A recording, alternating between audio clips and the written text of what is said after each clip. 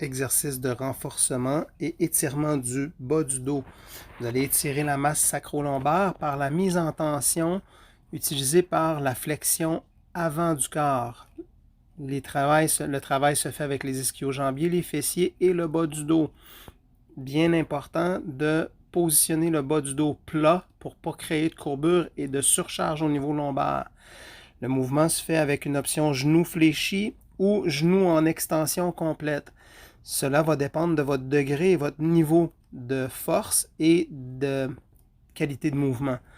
Bien important d'exécuter le mouvement très lentement et de bien séquencer et de bien positionner le bassin pour que le dos soit plat, les fesses poussées vers l'arrière et on déroule le corps en sollicitant les muscles du derrière de la cuisse et des fessiers. C'est un mouvement de stiff leg deadlift. On est vraiment dans du deadlift, mais avec des variantes pour aller solliciter la masse sacro-lombaire à partir des muscles de la jambe.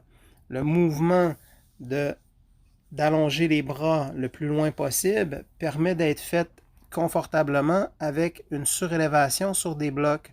Le fait d'être sur des blocs, ça vous permet d'allonger les bras sans contrainte, sans avoir à toucher le sol et de faire un étirement rendu au sol complètement. Lorsque vous remontez, il y a plusieurs technicalités.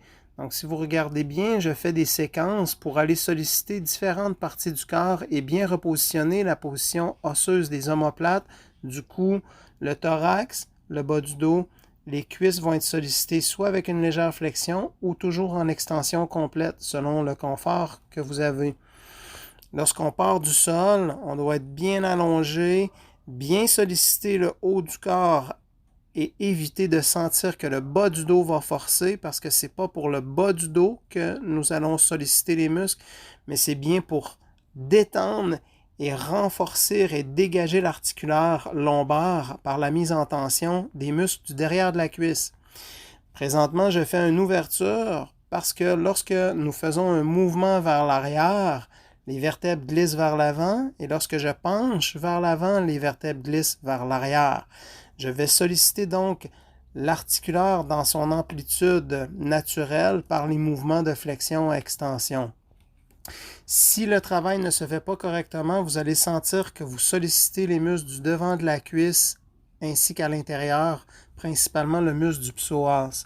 Le muscle du psoas, s'il est sollicité, vous allez avoir une courbure lombaire exagérée et vous allez blesser l'articulaire lombaire que vous voulez améliorer.